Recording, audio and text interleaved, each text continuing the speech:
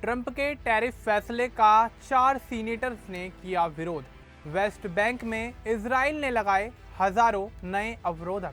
चीन ने तियांगोंग अंतरिक्ष स्टेशन के लिए नया दल भेजा। मेलिसा तूफान ने क्यूबा, हैती और जमैका को किया तबाह। ट्रंप ने जलवायु परिवर्तन के झूठ पर जीत का दावा किया। नमस्कार, आप देख रहे हैं द न्यूज़ 15 और मैं हूं आपके साथ मनीष कुमार सैनी। अब वक्त हो गया है दुनिया की 5 बड़ी खबरों पर नजर डालने का। सबसे पहले बात कर लेते हैं अमेरिका की। अमेरिकी राष्ट्रपति डोनाल्ड ट्रंप को सीनेट से बड़ा झटका लगा है। सीनेट ने 50-46 के अंतर से ट्रंप प्रशासन के उस फैसले के खिलाफ मतदान कर दिया जिसके तहत कनाडा पर भारी आयात शुल्क यानी टैरिफ लगाए गए थे। ट्रंप ने हाल ही में कनाडा पर 10% अतिरिक्त शुल्क इसलिए बढ़ाया था क्योंकि वहां के एक टीवी विज्ञापन में उनकी व्यापार नीतियों की आलोचना की गई थी। इस प्रस्ताव को डेमोक्रेटिक सीनेटर टिम केन ने पेश किया और कहा कि कनाडा पर टैरिफ लगाना अंतर्राष्ट्रीय आपातकालीन आर्थिक शक्ति कानून के तहत उचित नहीं है। Republican senator Susan Collins, Mitchell McConnell, Lisa Murkowski और रैंड पॉल ने डेमोक्रेट्स का साथ दिया। सीनेटर कॉलिंस ने चेताया कि ये टैरिफ उनके राज्य मेन की अर्थव्यवस्था को नुकसान पहुंचाएंगे क्योंकि कनाडा उसका सबसे बड़ा व्यापारिक साझेदार है। उन्होंने कहा कि पेट्रोलियम, पेपर, वन उद्योग और मत्स्य पालन पर इसका असर पड़ेगा। विवाद तब बढ़ गया जब ओंटारियो में वर्ल्ड सीरीज के दौरान एक विज्ञापन में रीगन का भाषण दिखाया गया जिसमें टैरिफ का विरोध था। ट्रंप ने इसे शत्रुतापूर्ण कदम बताते हुए प्रतिक्रिया स्वरूप अतिरिक्त 10% शुल्क लगा दिया। अब रुक कर लेते हैं अगली खबर का जो हमास को लेकर सामने आ रही है। दरअसल हमास से युद्ध शुरू होने के बाद इजराइल ने वेस्ट बैंक में करीब 1000 नए अवरोधक यानी बैरियर खड़े कर दिए हैं जिससे फिलिस्तीनियों की आवाजाही और रोजमर्रा की जिंदगी बेहद मुश्किल हो गई है। Wall and settlement resistance commission के अनुसार 7 अक्टूबर 2023 के बाद से 916 गेट, दीवारें और बैरियर बनाए गए हैं। 1967 के युद्ध के बाद से इजराइल वेस्ट बैंक में नियंत्रण रखता आया है, लेकिन इस बार लगाए गए अवरोधकों की संख्या अभूतपूर्व है।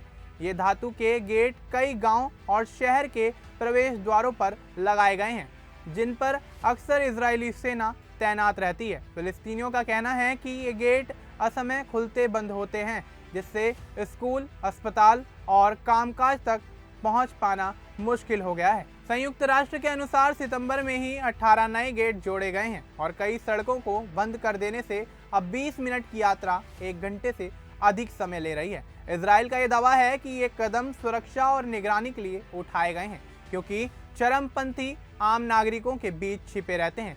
वहीं स्थानीय लोग कहते हैं कि इन बैरियरों ने जीवन ठप कर दिया है, व्यवसाय बंद हो रहे हैं और लोग पलायन करने को मजबूर हैं। इसके बाद अब रुक कर लेते हैं अगली खबर का जो कि चीन को लेकर सामने आ रही है। दरअसल चीन अपने तियांगोंग अंतरिक्ष स्टेशन पर वैज्ञानिक मिशनों की नियमित अदला बदली जारी रखे हुए है।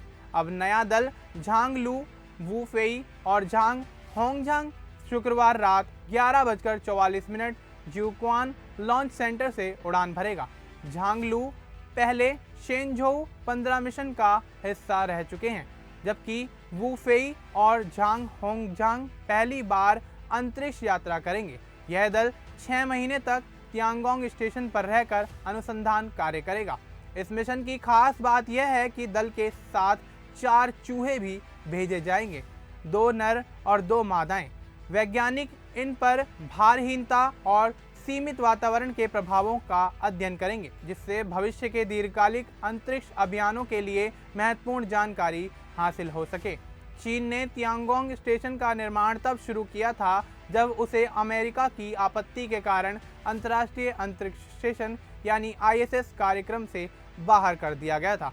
अमेरिका का कहना था कि चीन का अंतरिक्ष कार्यक्रम उसकी सेना या पीपुल्स लिबरेशन आर्मी से जुड़ा हुआ है। इसके बाद चीन ने अपने स्वतंत्र अंतरिक्ष मिशन पर ध्यान केंद्रित किया और आज तियांगोंग स्टेशन एशिया की अंतरिक्ष क्षमताओं का प्रतीक बन चुका है। इसके बाद रुक कर लेते हैं अगली खबर का जो कि मेलिसा तूफान को लेकर है।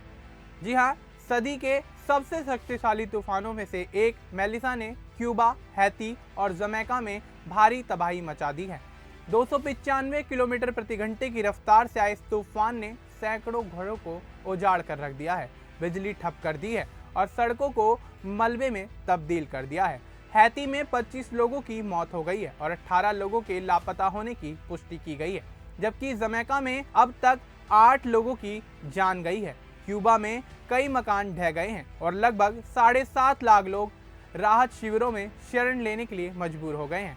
जमैका में सेंट एलिजाबेथ जिले में भूस्खलन से सड़कें बंद हो गई हैं और स्कूलों की छतें उड़ गई हैं। करीब 25,000 लोग राहत शिविरों में हैं और 77% इलाके बिजली विहीन हैं। प्रधानमंत्री एंड्रयू होलनेस ने कहा कि पुनर्निर्माण में अभी समय लगेगा, लेकिन सरकार सक्रिय है। हैती में 10 बच्चों समेत 20 की मौत हुई है और सैकड़ों घर ढह गए हैं।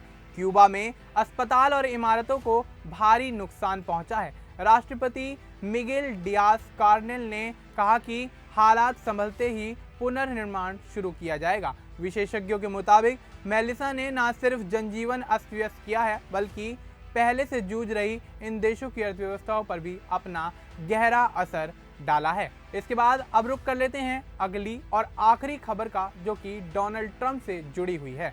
दरअसल अमेरिकी राष्ट्रपति डोनाल्ड ट्रंप ने दावा किया है कि उन्होंने जलवायु परिवर्तन के झूठ के खिलाफ जंग जीत ली है। ट्रंप ने ट्रुथ सोशल पर लिखा, मैंने और हमने जलवायु परिवर्तन के धोखे के खिलाफ जीत हासिल की है। बिल गेट्स ने आखिरकार मान लिया है कि वह गलत थे। दरअसल माइक्रोसॉफ्ट के सह संस्थापक बिल गेट्स ने हाल ही में कहा था कि जलवायु परिवर्तन से सभ्यता का अंत नहीं होगा, हालांकि इसके गंभीर परिणाम जरूर होंगे। गेट्स ने अपने नोट्स में यह लिखा कि पृथ्वी पर लोग आगे भी रह सकेंगे, बशर्ते हम गरीबी और बीमारी पर ध्यान दें। उन्होंने स्वीकार किया है कि उनका कार्बन फुटप्रिंट बड़ा है और कुछ लोग उन्हें पाखंडी कह सकते हैं, लेकिन उनका मानना है कि उत्सर्जन घटाने में अब तक काफी प्रगति हुई है। ट्रंप लंबे समय से जलवायु परिवर्तन को धोखा बताते रहे हैं। उन्होंने संयुक्त राष्ट्र महासभा में भी इसी तरह का एक बयान दिया था और सत्ता में लौटने के बाद कई हरित नीतियां रद्द की। उनके 2024 चुनाव अभियान को तेल कंपनियों से भारी आर्थिक समर्थन मिला था। विशेषज्ञों का मानना है कि ट्रंप और गेट्स के इस बयान से जलवायु बहस में एक नया मोड़ आ गया है।